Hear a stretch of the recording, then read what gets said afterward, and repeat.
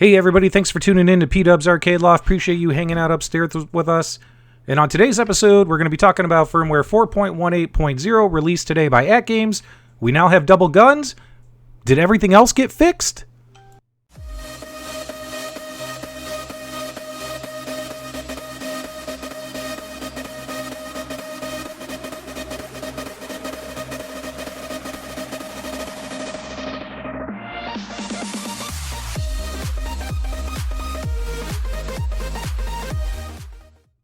Okay guys, welcome back. The first update in this firmware is they've added the ability where we can now use our trackball and spinner in order to navigate the larger game menus.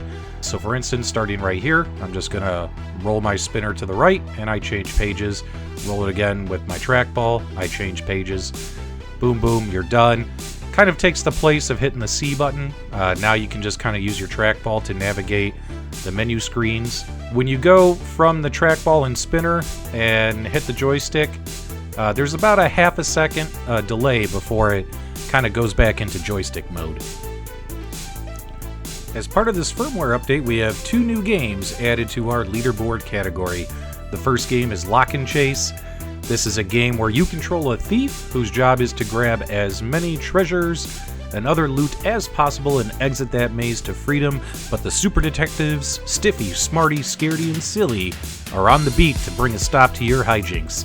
You can outsmart the Super D by closing doors and trapping them, but guys, you can only close 2 doors at a time.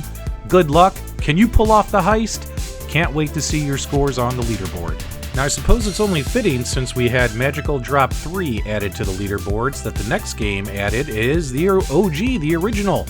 Magical Drop Chain Reaction has been added to the leaderboards. This is a one-on-one fighting puzzle game where you have to line up 3 or more balloons of the same color vertically to burst them before they reach the bottom of the screen, causing a chain reaction. Will increase the number of balloons on your opponent's side if you're playing 2-player mode. And of course, watch out for those indestructible ice balloons. The most exciting feature of this update is the ability to now have 2 AimTrak light guns hooked up to your cabinet. My second light gun is on the way, and once I receive it here, we'll have a tutorial video very soon on getting those set up. Okay guys, so a couple extra items that I wanted to address. On top of the firmware is one common thing I keep seeing in our gaming communities is concerns about the UCE load time. Apparently the UCE, the add-on game load time, has been running slow the last couple of updates. So what I'm going to do here is I'm going to test it out myself and see how it's working. We're going to go with a TurboGrafx 16 game. These are small files. We're going to pick Airzonk here. Let's click on it. Let's see how fast it loads. This is real time, unedited, and boom.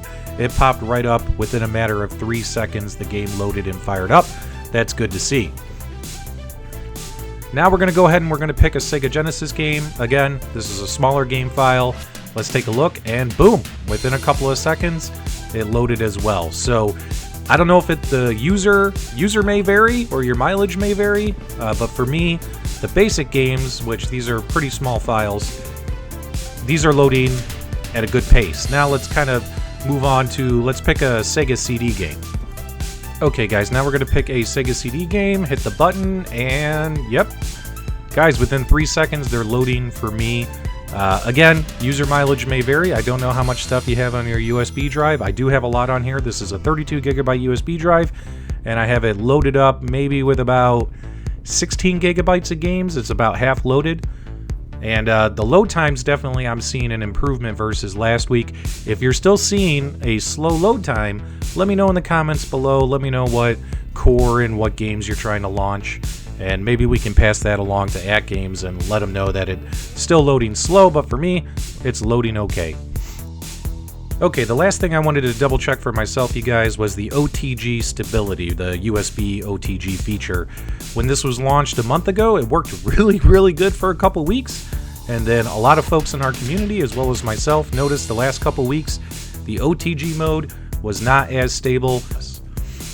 Your Raspberry Pi devices to the cabinet appears to impact those folks more than it does folks using USB OTG with their PCs, but the Pi stability definitely appeared to be not working the way it should. So we're going to go ahead and we're going to connect our Raspberry Pi, and I'm going to let you know what I find out here after I give it a test. Okay guys, we got the Raspberry Pi firing up here. We've connected with the OTG, the emulation station's loading. After it finishes loading this Pi image, it's going to ask us to map our controls. I've never used this image on the Legends Ultimate before. If anyone is curious, while I'm entering the button mapping right here, this particular image is called the Super Clean BoredGameDad image. It's a 200 gigabyte Raspberry Pi image running off of a Raspberry Pi 3B Plus.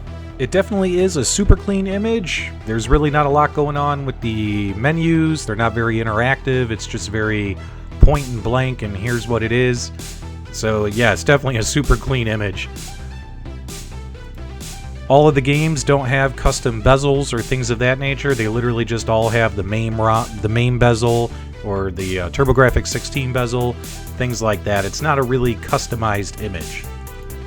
And I mean, don't get me wrong. I mean, the image is, you know, kind of cute. You know, it's clean, as you can see here. I do like the title screens for each of the emulators, but you know, it's not that fancy of an image. Although it is quite large and it has a ton of games in it. As you can see here, it just has the main bezels. Nothing too fancy. Gameplay's running smooth. No lag. No audio. No frame skipping. So that's all good. But the concern, of course, is in the past, we've seen a lot of folks complain, even myself, that, hey, in the last couple weeks, OTG, our controls on our Raspberry Pis are freezing up after about, 10 minutes or so. So for this, I went ahead, and obviously I'm not going to post the entire video because your time is precious to you. It froze on me after about 26 minutes. So in my opinion, the OTG mode, at least for Raspberry Pi, appears to still not be super stable. And I hope AtGames continues to look at this, and hopefully we can get this fixed. That way folks don't have to keep reseating their USB cables in order to get their controls working again. As a reminder guys, AtGames has asked all the content creators who usually post videos on their product to remind the community that they have a special Mother's Day event going on. You have until this upcoming Sunday, guys. I know it's already Wednesday, so you have a few days left. All you got to do is send a photo to mod2020@atgames.net, and you'll get 5 free BYOG hours, guys. It's the easiest way in the world to say thanks to your mom, as well as get 5 free BYOG hours. That's pretty cool of AtGames to do that. Get your photos sent in. You still got a few days left. As always, I appreciate your support. Appreciate you hanging out upstairs with us. If you're new, consider hitting that subscribe button. We'd greatly appreciate it. And as always, guys, I hope you guys have a fantastic day, and I'm sure we'll be talking again soon.